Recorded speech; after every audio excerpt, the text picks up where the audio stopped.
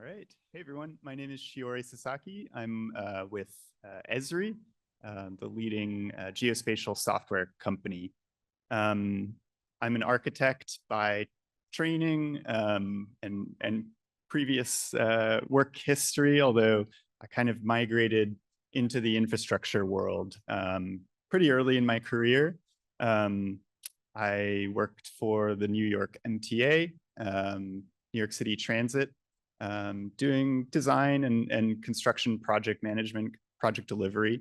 And then I moved into the more like capital planning world at the Port Authority of New York and New Jersey. And that's sort of where I accidentally became a GIS person.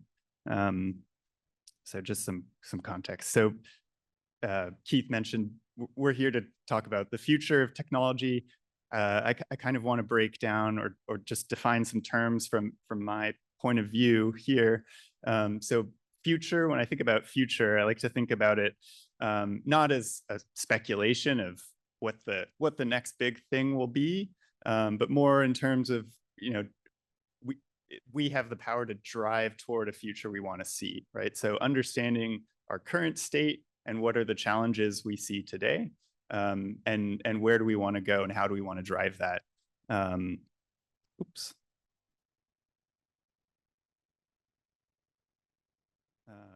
Learning how to use PowerPoint better would be something to work on.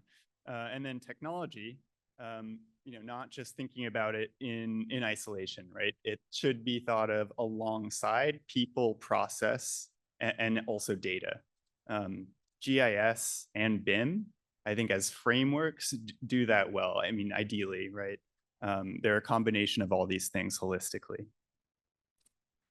Speaking of thinking holistically, this is really what geography is about. The geographic approach is about helping us confront these big challenges, right? That we have to think about in relation to all factors, social, economic, environmental. We've become increasingly specialized in our different industry sectors, right? And this has been great. We've innovated a ton, but this has also created knowledge silos. And so really the point here is, you know, the geographic approach can help bridge some of those silos, bring information together to make more informed decisions. So who's ESRI? Who are our customers? So first of all, kind of our core customer base is really in the federal, state, and local government kind of sector. That's sort of where ESRI started. Sorry for the Woolpert logo there. But also all of these other sort of bubbles, right? And these all kind of represent owner organizations, the O of AECO. And that's really ESRI's history. Has started supporting these owner organizations. One is kind of just an analysis tool, but also increasingly as an enterprise business system supporting their day-to-day operations and how they, you know, run the organization and plan for the future. In addition to these groups, you know, we also support the AEC industry. AEC firms, engineering firms, mostly planning firms, have been ESRI users basically from the beginning. But it's not until you know, the last decade, the last 6 years, really, that ESRI has taken a more strategic approach to trying to understand what the AEC industry wants and needs and what its particular challenges are. So I'm in a little bit of a unique kind of role at ESRI, I guess, in that I'm in ESRI's professional service division. So ESRI has a consulting business. We're not just a software company, although that's what we primarily are. We also have a consulting business. And I support both the AEC customers and also you know, any of these bubbles in the middle, the O's, who deal with sort of built environment related work. So going back to kind of what is the biggest challenge in AECO today, and we've seen many versions of this type of diagram. I think all AEC technology companies have some variation on this theme. But the basic idea is that there are silos, right? There's information loss that occurs at every handoff point. And that equates to rework, that's inefficiency, it's waste, right? Kind of ESRI's traditional message to an AEC audience is that, look, location is the common thread that ties all of these phases together. Everything has a location, and by using kind of a geospatial approach to managing the information lifecycle across the whole life of a project, you can reduce some of that information loss. An issue or kind of a flaw that I see in this particular framework, although I like it, is that we represent this purple bar, the purple wedge of O&M, operations and maintenance, as essentially equal priority to the rest of the phases. When in reality, right, as you all know, intuitively, O&M accounts for the majority of an asset's total, or an asset's total cost of ownership, and also, the majority of time, its life. It's also the reason we build things. We build things to deliver some benefit or some value. And that it exists in the context of a whole organization, right? So let's say it's a hospital. The purpose of the organization is to deliver healthcare. The capital project is there to eventually feed into that end goal. So the more you're able to kind of tie in, from the project conception stage into how does that organization deliver its value, the better positioned your firm will be at differentiating against competition. Another way to look at it is every organization has these three things, right? People, assets, finances. They have business systems to manage those things. They're typically siloed. They may be connected in some way. GIS can sit in the middle and kind of help answer the where question about all of these things.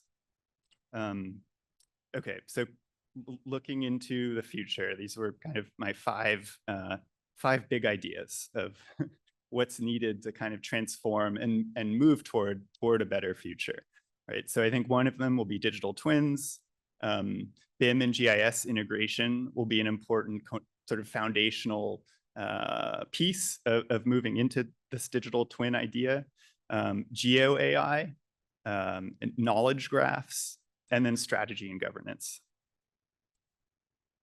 Okay, so kind of digital twin is such a buzzword, but really from an ESRI perspective, we think we've been doing digital twins for basically since GIS was invented, right?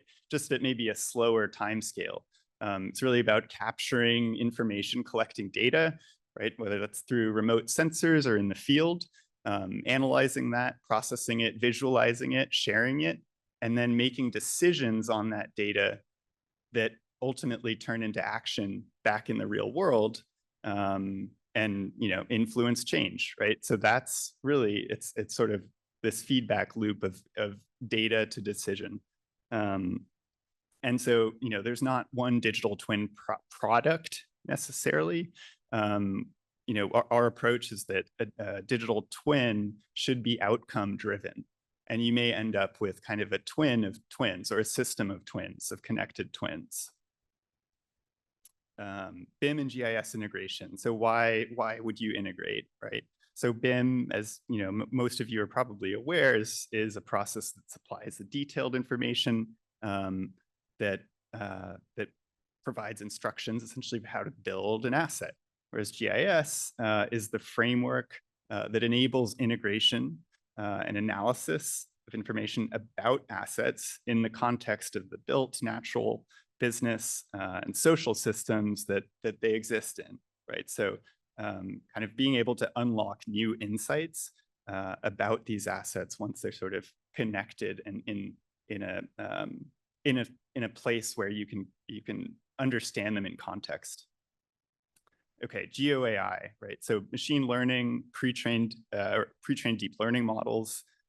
This is area that ESRI's been working on for decades, that's been advancing rapidly with, improvements in available hardware, right, infrastructure. But essentially this idea of, right, being able to extract features from imagery, whether it's collected from a drone or from a satellite, remote sensors.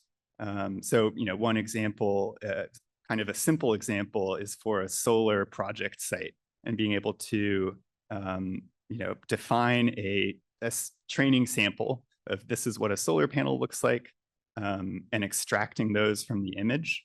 And then because you have design data, right, you have the proposed plan, you can compare the actual count against the proposed and use this to do things like track production rates, right, in close to real time. Another interesting one is the combination of something like an LLM with feature extraction. So using Meta's SAM model to, right, on top of some of our deep learning capabilities to, you can't really see it here, but typing in something like circular object and from an image extracting features. Or, looking at point cloud data and classifying them, these are electrical towers, right? Power line towers. To do things like, vegetation encroachment analysis in an automated way. Okay, graph database and analysis. And this is not an ESRI specific technology. The thing that we're adding to it is the spatial component. So graph database is sort of just an alternative to relational database. And really the key thing is it's really about the relationships between entities. This gets into answering complex questions that involve, right, like many to relationships, right, different questions from many stakeholders, many, data that exists across many domains, lots of applications in kind of the defense and intelligence space, but we're starting to see this being applied in kind of climate resilience and asset management for infrastructure, right? So it's starting to answer questions about, which of my assets are critical and how will my overall business be impacted by a flood, for example, understanding the relationship between assets that exist in systems. And then finally, I think Shane mentioned this in his presentation much more eloquently than I can, but I think technology and organizational governance and strategy will be a key thing to kind of helping guide us into a future that we want to see, and thinking about, stepping back from being heads down in our tools and what are we, trying to do from day to day, and looking at what is the role of innovation in the business.